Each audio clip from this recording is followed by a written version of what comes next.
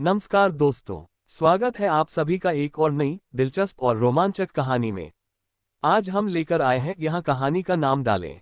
ये सिर्फ एक कहानी नहीं, एक ऐसा सफर है जो आपको सोचने पर मजबूर कर देगा, महसूस कराएगा वो हर जज्बा जो शब्दों में बयां नहीं होता। तो प्लीज वीडियो को अंत तक जरूर देखें क्योंकि अंत में छुपा है वो मोड़ जिसे आप कभी भूल नहीं पाएंगे। चलिए शुरू करते हैं। कहानी का नाम सिर्फ आपके अपने चैनल पर। एपिसोड 61 रहने दो। एक सुनसान सड़क पर 3 लाशें गिरी हुई थी।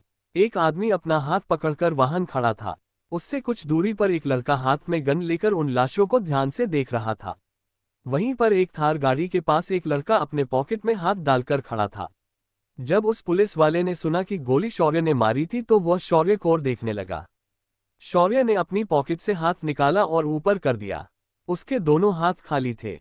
इस बात पर शौर्य मुस्कुराते हुए बोला, ऑफिसर आप देख सकते हैं कि मेरे पास कोई बंदूक नहीं है तो क्या मैं अपनी उंगली से गोली चलाऊंगा? अभी मैंने भी देखा कि 4 गोलियां चली और इन चारों को लगी, पर मैं मां कसम कहता हूं कि वो मैंने नहीं चलाई। तभी शौर्य ने अपने हाथ नीचे किए और वह आगे बढ़ते हुए उस पुलिस वाले के पास आया और उससे हाथ मिलाते हुए बोला, आपका बहुत धन्यवाद, आपने मेरी जान बचाई है। ये लोग मुझे किडनैप करके कहीं लेकर जाने वाले थे।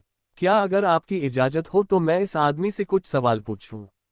उस पुलिस वाले ने भी मुस्कुराते हुए कहा, हाँ आप अपने सवाल पूछ सकते हैं।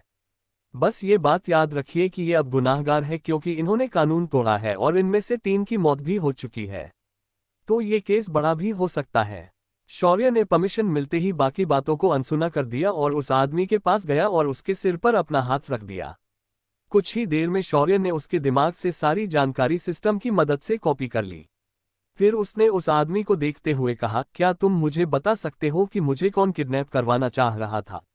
उस आदमी ने शौर्य को गुस्से से देखा और कहा, मैं तुम्हें अब कुछ नहीं बताऊंगा। ठीक है, अगला सवाल, तुम मुझे कहाँ लेकर जाने वाले थे? भूल जाओ, मैं कुछ नहीं बताऊंगा। ठीक है, अगला सवाल, तुम्हारी ऑर्गेनाइजेशन का नाम ही बता दो। हम बच्चे, मुझसे बात उगलवाना इतना आसान नहीं है। तभी शौर्य उस पुलिस वाले को देखते हुए बोला, सर ये तो मुझे कुछ भी नहीं बता रहा, अब आप ही मेरी मदद कीजिए। जब शौर्य ये बात बोल रहा था तो उसके आंखों और चेहरे पर मासूमियत झलक रही थी। पुलिस वाला शौर्य को देखकर मन ही मन उसकी मासूमियत पर हंस रहा था। फिर वह बोला, वो क्या है न, ऐसे लोगों की जुबान ऐसे नहीं खुलती, इन्हें तुम्हें पुलिस वालों के तरीके से पूछना चाहिए। बस उसने इतना कहा ही था कि शौर्य ने अपनी जेब से उसका पेन निकाला और जहां उस आदमी को गोली लगी थी वहीं पर घुसेड़ दिया। वह आदमी दर्द में बिलख उठा। ये सीन देखकर पुलिसवाला दौड़कर शौर्य के पास आया और बोला, अरे वो पेन निकलो उसके हाथ से, तुम ऐसा नहीं कर सकते। शौर्य ने उस पेन को उसके हाथ से झटके से निकाल दिया और पुलिसवाले को बोला, सॉरी सर, मुझे लगा आप इसी तरह के टॉर्चर की बात कर रहे थे। तभी वह पुलिस वाला उस आदमी को देख रहा था और ऐसे ही बोला, रहने दो।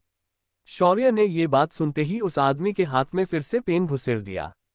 पेन अंदर जाते ही वह आदमी फिर दर्द की वजह से चिल्लाने लगा। जब उस पुलिसवाले ने ये देखा तो उसने अपना सिर पीट लिया और आगे जाकर झटके से उस पेन को बाहर निकाल लिया। पेन बाहर निकालने से वह आदमी फिर दर्द में चीखने लगा। उस आदमी को अपनी बदनसीबी पर बहुत गुस्सा आ रहा था। शौर्य अब एकदम डरते हुए पीछे हुआ और बोला, आई एम सॉरी सर, जब आपने मुझे बोला रहने दो तो मैंने सोचा कि आप उस पेन को अंदर रखने की बात कर रहे थे तो मैंने फिर से। इतना कहकर शौर्य ने अपना सिर नीचे झुका लिया। शौर्य ने सारी जानकारी पहले ही हासिल की थी पर वह भी टाइम पास कर रहा था। पुलिस वाले ने शौर्य को देखा और कुछ नहीं कहा और अपना सिरना में हिलाकर उस आदमी को देखा जो अभी दर्द की वजह से अपने घुटनों पर बैठा था।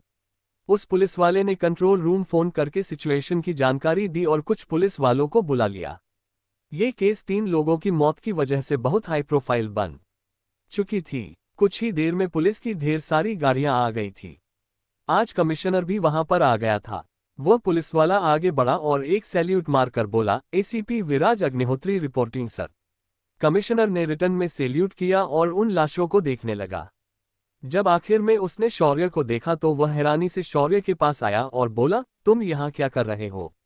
शौर्य ने अपना सिर खुजाते हुए कहा, मैं तो बस यहाँ से जा रहा था तो इन लोगों ने मुझे रोककर किडनैप करने की कोशिश की। उस वक्त आपके ऑफिसर ने इन्हें इंटरसेप्ट किया और मुझे बचा लिया। मैंने इन्हें बहुत पूछा कि वे लोग कौन हैं जो मुझे किडनैप करवाना चाहते हैं, पर उन्होंने नहीं बताया। अब आप ही मुझे इनसे पूछकर बता सकते हैं। मैं बेचारा, मेरी किसके साथ इतनी बड़ी दुश्मनी हो सकती है कि वो मुझे किडनैप करने की कोशिश करे।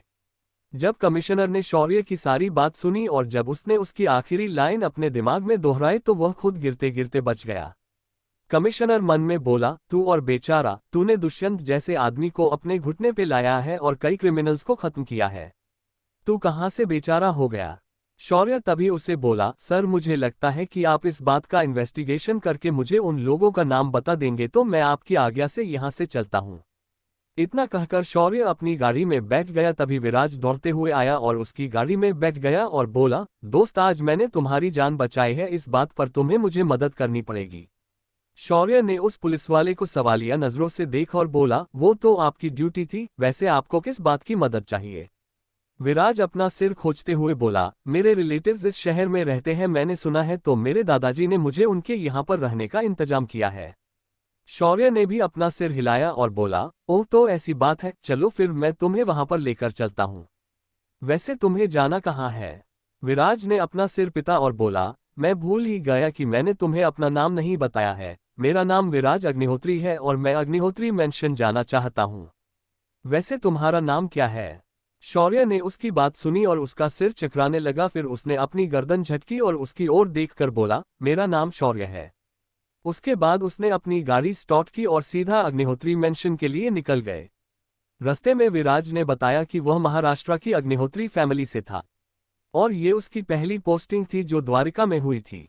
कुछ देर में गाड़ी अग्निहोत्री मैंशन पहुंची और शौर्य ने गाड़ी सीधा मैंशन के गेट के अंदर एंटर कर दी।